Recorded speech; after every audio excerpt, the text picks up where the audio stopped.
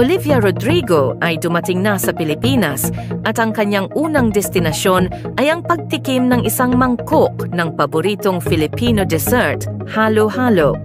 Ang driver's license hitmaker ay nagbahagi ng matamis na sandali sa kanyang Instagram story kung saan ipinakita niya ang makulay na panghimagas.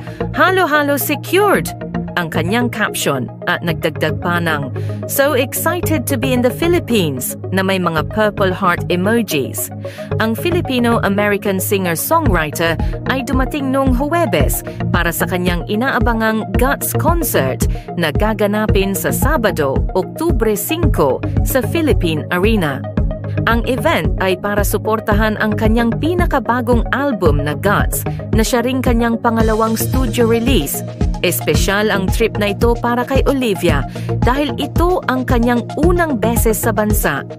Sa mga naunang panayam, ipinahayag niya ang kanyang kagustuhan na makapag-perform sa Pilipinas at tuwang-tuwa ang mga fans na natupad na rin ito.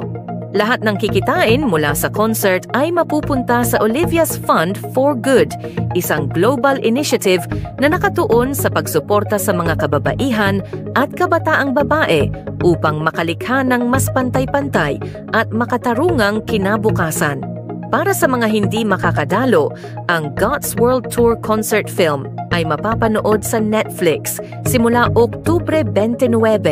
Tampukang mga highlight ng kamangha-manghang performances ni Olivia sa iba't ibang panig ng mundo.